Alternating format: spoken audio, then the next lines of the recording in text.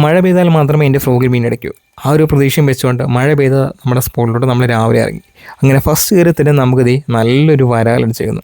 ഈ വരാലിൻ്റെ നീളം കണ്ടോ, അവനാണെങ്കിൽ മെലിഞ്ഞ് ഉണങ്ങി ഒരുമാതിരി നീളത്തിലിരിക്കുന്ന ഒരുത്തനാണ്. അപ്പം ഞാൻ ആദ്യം വിചാരിച്ചു വയ്യാത്ത ഏത് ചെറുക്കനാണ്, നമ്മളവനെ കണക്കാക്കിയില്ല. പിന്നീട് ഇറങ്ങി ഏറിലൊരു ചേറാനടിച്ചത്, ഫ്രോലും ഇറങ്ങില്ല ചേറാനടിച്ചതെന്ന്. അടുത്ത് വന്നപ്പോഴാണ് ഞാനും കണ്ട സത്യം ചേറാനെന്ന്. അങ്ങനെ അവനെയും നമ്മൾ പൊക്കി കരക്കേറ്റി. അത്യാവശ്യം കുഴപ്പമില്ല, ഒരു 3/4 കിലോ അല്ല, ഒരു 1 കിലോ റേഞ്ച് ഉണ്ടായത്. പിന്നീടാണ് ഞാൻ അവൻ്റെ തൂക്കം ഞാൻ നോക്കിയത്.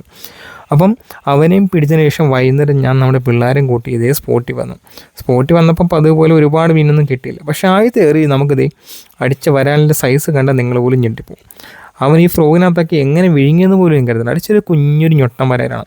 അവനെയാണെങ്കിൽ നമ്മൾ കളയാൻ തുടങ്ങിയപ്പോഴാണ് നമ്മുടെ ടുട്ടു പറഞ്ഞത് എനിക്ക് തന്നേക്കാൻ അവന് വീട്ടിൽ കൊണ്ട് മപ്പാസ് അടിക്കാമെന്ന്. അപ്പോൾ അവനെ എടുത്ത് ഞാൻ അവന് കൊടുത്തു.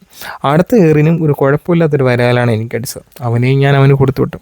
അതിനുശേഷം തലങ്ങും വിലങ്ങും ഇറങ്ങിയിട്ട് ഒരു പിണ്ണാക്കോലും എനിക്കടിച്ചില്ല.